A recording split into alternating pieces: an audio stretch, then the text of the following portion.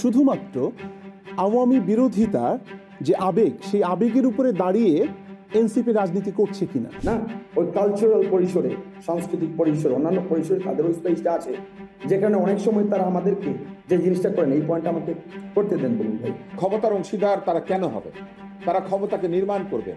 যে রাষ্ট্র কাঠামোর সংস্কার হয় নাই, সেই অসংস্কৃত রাষ্ট্র কাঠামোর মধ্যে তারা প্রবেশ করে তারা মূলত পুরনো কাঠামোর অংশ হয়েছেন এবং অংশ হয়ে তারা বলছেন আমরা এটাকে বদলাবো।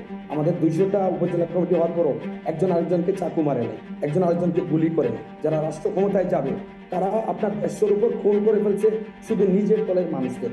ওইটা হচ্ছে অসহিষ্ণুতার উদাহরণ। তাদের অনেককেই আপনারা পতিত ফ্যাসিস্ট বা পতিত স্বৈরাচারের দোষর হিসেবে যে চিহ্নিত করছেন। একদল লোক তৈরি হয়েছেন যারা বলার চেষ্টা করছেন যে তারাই ভালো, আর কেউ ভালো না, তারাই আন্দোলন করেছেন, আর কেউ করে না, তারাই প্রতিবাদী, আর কেউ প্রতিবাদী না, তারাই সবকিছু ঠিক করবেন, অন্যের মতামত এখানে নেওয়ার কোনো দরকার। যে কাঠামোটা আলটিমেটলি আমাদের যে বিগত দিনের যে রাজনৈতিক যে এন্টিটিগুলি তাদেরকে সার্ভ করেছে, তারা ওই কাঠামোটাই কন্টিনিউ করতে চাচ্ছে, যাতে তাদেরকে ওই রাষ্ট্র ব্যবস্থা আবার সার্ভ করে। আজকে উল্টা আপনারা আমাকে যখন প্রহার করা হচ্ছে ভার্চুয়ালি, তখন আপনারা প্রতিবাদ করছেন।